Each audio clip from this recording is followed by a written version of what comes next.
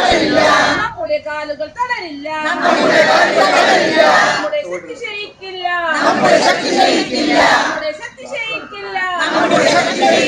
ദൈവത്തിന്റെ സ്വന്തം നാട്ടിൽ, ദൈവത്തിന്റെ സ്വന്തം നാട്ടിൽ നീതി കൊണ്ട് നിറയുമ്പോൾ, നീതി കൊണ്ട് നിറയുമ്പോൾ നേരും നെറിയും അറിയും ഞങ്ങൾ, നേരും നെറിയും അറിയും ഞങ്ങൾ. പോരാടുമെന്നോർത്തോളൂ, പോരാടുമെന്നോർത്തോളൂ.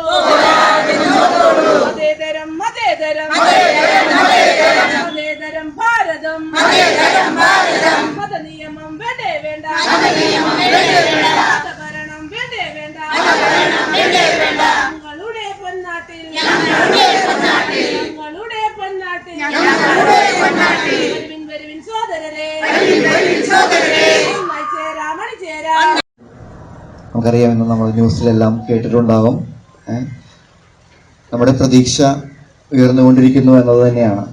എങ്കിലും അവസാനിക്കുന്നില്ല. നമ്മുടെ സ്വന്തം ഭൂമിയായിട്ട് ഇത് മാറുന്നത് വരെ നമ്മൾ ഈ സമരം തുടരേണ്ടി വരും.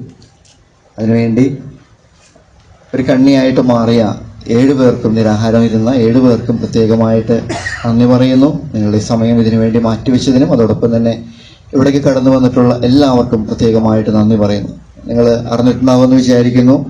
JPC കമ്മിറ്റി ഇന്ന് കൂടുകയും അതിൻ്റെ റിപ്പോർട്ട് ഔദ്യോഗികമായിട്ട് പ്രസന്റ് ചെയ്യുകയും ചെയ്തിട്ടുണ്ട്. 16 പേര് സപ്പോർട്ട് ചെയ്ത് 15 പേര് അതിനെ ഒപ്പോസ് ചെയ്തുകൊണ്ട്.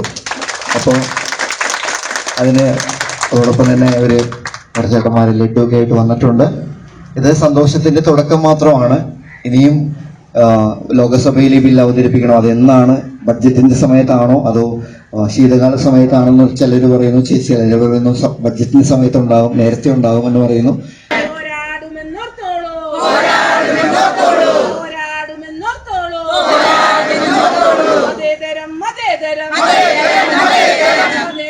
ഭാരതം മതനിയമം വേണ്ടേ വേണ്ട.